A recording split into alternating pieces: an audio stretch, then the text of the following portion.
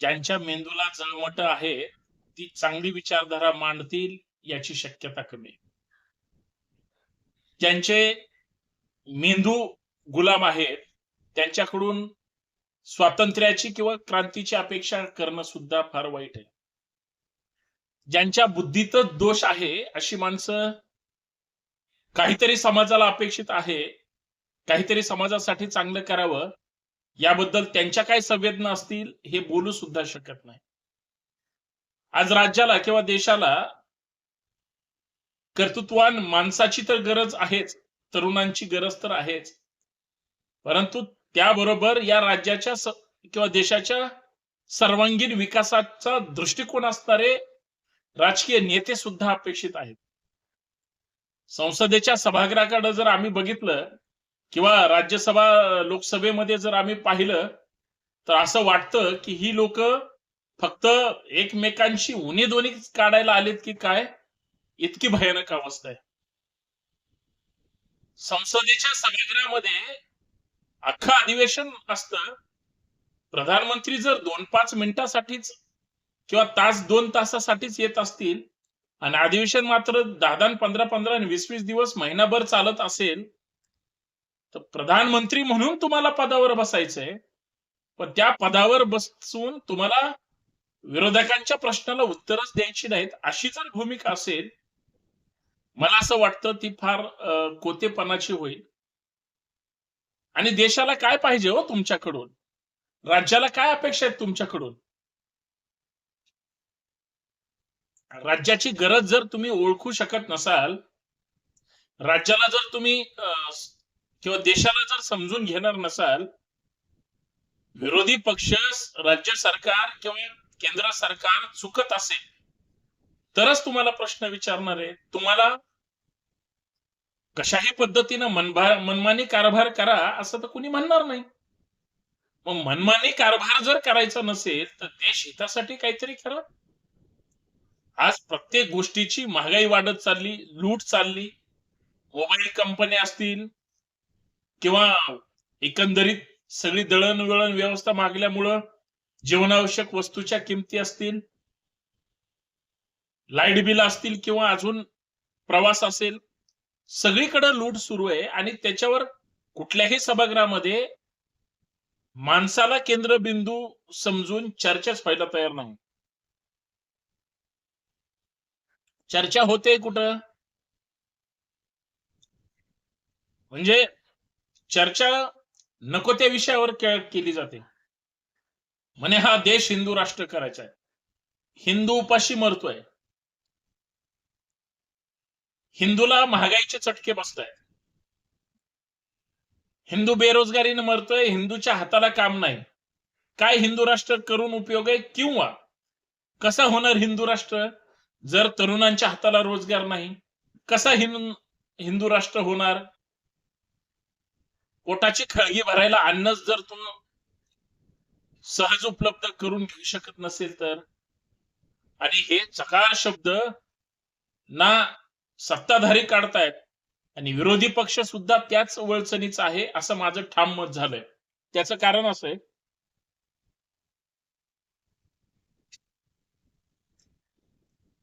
मान्य देशाचे काही प्रश्न विरोधक सभागृहात मांडतायत, पण विरोधकांना घाबरून जर सत्ताधारी सभागृहात उपस्थित नसेल, प्रधानमंत्री कधीच उपस्थित राहत नाही.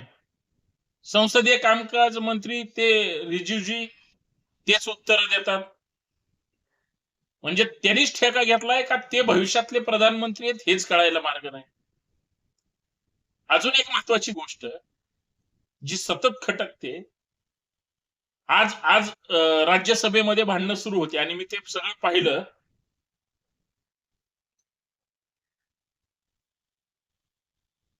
सहज विरोधी पक्ष उपस्थित सभागृहात नसतात महत्वाच्या विषयावर, म्हणून त्या किरण रिजिजूजी या संसदीय कामकाज मंत्र्यांनी प्रश्न उपस्थित केला. मल्लिकार्जुन खरगे अंगावर तुटून पडले आणि तुम्हाला बोलण्याची काही म्हणजे पद्धतच नाही, तुम्ही खाली बसा, माझं ऐका आता म्हणे. देशाचे प्रधानमंत्री तरी कुठं सभागृहात उपस्थित असतात?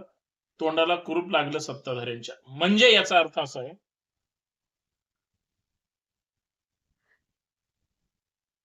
प्रधानमंत्री सभागृहात नसतात. तुम्हाला वाटेल हा काहीतरी घेतोय. मी कॉफी पीत होतो.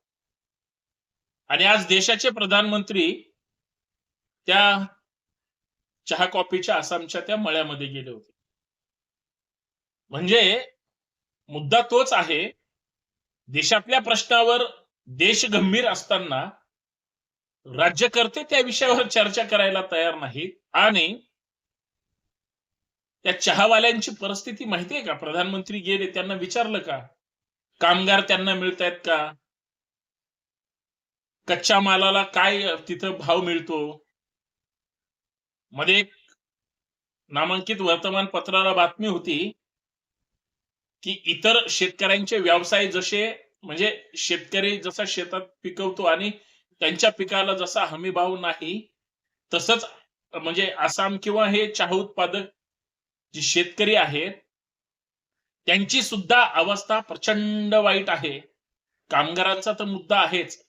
सरकारची धोरणं, येणारी संकट किंवा चांगला भाव मिळत नाही किंवा मोठ्या-मोठ्याच उद्योगपतींनी किंवा काही तथाकथित लोकांनी सगळं कसं डिमॉलिश करायचा प्रयत्नच हाताशी धरलाय वगैरे, वगैरे. तिथं प्रधानमंत्र्यांनी एक चकार शब्द काढला नाही. ते काय म्हणतायत फक्त, "मला इथं येऊन एकदम प्रचंड भारी वाटतंय." मान्य आहे. तुम्हाला भारीच वाटणार किंवा कसं आहे, वेगळी-वेगळी व्हरायटी, वेगळी-वेगळी राज्य आणि तिथलं वेगळं-वेगळं कल्चर बघून तुम्हाला वेगळंच वाटणार आहे. पण त्या लोकांना काय वाटतंय? लोकांच्या काय मनात आहे, हे कुणालाच कळायला तयार नाही. मी जे सुरुवातीचे शब्द वापरले, ते तुम्हाला कदाचित आठवले असतील किंवा तुम्हाला वाटेल, हा सुरुवातीला वेगळं बोलला आणि नंतर वेगळा बोलला. मी आता मूळ मुद्द्यावर येतो. आणि मग जर समजा आपण प्रश्न विचारायचे म्हटले, तर ह्यांची या सत्ताधारी पक्षांची जी मोदी भक्त आहेत, ज्यांना समाजामध्ये अंधभक्त म्हणून ओळखलं जातं, आणि जी काही सोशल मीडियाचे 40 पैशावरचे ट्रोलर्स गँग आहे, ते लगेच मी व्हिडिओ टाकला, पोस्ट टाकली की खाली येऊन लगेच जळफळाट त्या ठिकाणी निर्माण करतात. हे कोण करतात? मी महागाईबद्दल बोललो, मी गॅस सिलेंडर बद्दल बोललो, मी देशाच्या आर्थिक परिस्थितीबद्दल बोललो, किंवा कसे त्या ट्रम्पच्या पुढं एप्स्टीन फाईल प्रकरण आल्यापासून एक चकार अमेरिकेच्या विरोधात बोलायचं नाही आणि त्यांच्या विरोधात पण जायचं नाही, याबद्दल सरकारवर टीका केली, की ह्यांची एवढी जळफळाट होते, काही पण वाईट बोलतात. आणि हा शहाणा गॅस सिलेंडरच्या रांगेत उभा असतो. हा शहाणा किराणा दुकानात महागाईनं पिचलेल्या त्या सामानाच्या यादीकडं दुष्काळ पडलेल्या थोबाड घेऊन त्या ठिकाणी त्या रेटकडे पाहत असतो. आणि इकडं मला कमेंट केलेली असते, की सरकारबद्दल, महागाईबद्दल तुम्ही, अरे तुझी काय परिस्थिती आहे आता?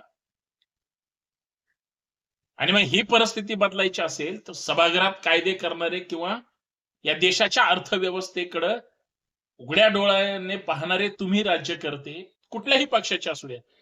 आज प्रधानमंत्री मोदीजी सत्तेत आहेत म्हणून मी भाजपलाच बोलतोय असं नाही. जे कोणी सत्तेत असतील, आहेत, भविष्यात येतील, देशाचाच विचार केला पाहिजे. फालतू काहीतरी गाजर दाखवून सगळ्यांना वेड्यात काढून विषय तिसरीकडे जर तुम्ही भरकटवला, लक्षात ठेवा, देशाचं नुकसान होईल. आणि सध्या देशाचं प्रचंड नुकसान होतंय. फक्त ही लोक लक्ष देत नाहीत. सगळ्यांना फक्त खुर्च्या पाहिजेत आणि त्याच्यात सगळे विसरलेत. आणि आता गावखेड्याचं तर काय झालंय, स्थानिक स्वराज्य संस्थेत किंवा अगोदर विधानसभेला आणि त्याच्या अगोदर लोकसभेला बघितलंय, लोक कितीही त्रास झाला, लोक विसरतात आणि बावळाटासारखं किंवा त्या गलगोटिया विद्यापीठासारखं काहीतरी फालतूगिरी करून परत त्यांनाच निवडून देतात. आणि मग तिथं घात होतो. त्यांना कळायलाच तयार नाही आपल्या लोकशाहीचा किंवा आपल्या व्यक्ती स्वातंत्र्याचा. मी जे सुरुवातीला एक शब्द स्वातंत्र्याचा वापरला, तो आठवा, तो यासाठी, आपल्या जो व्यक्ती स्वातंत्र्याचा गळा घोटण्याचं काम जर कोण करत असेल तर स्वतः आपण मतदार म्हणून करतोय. म्हणून राज्यकर्त्यांना बोलून उपयोग नाही. अंधभक्त नावाची जमातच आपण अशी पैदाइश केली की हे सुधारायला तयार नाहीत, ते कधी सुधारणार.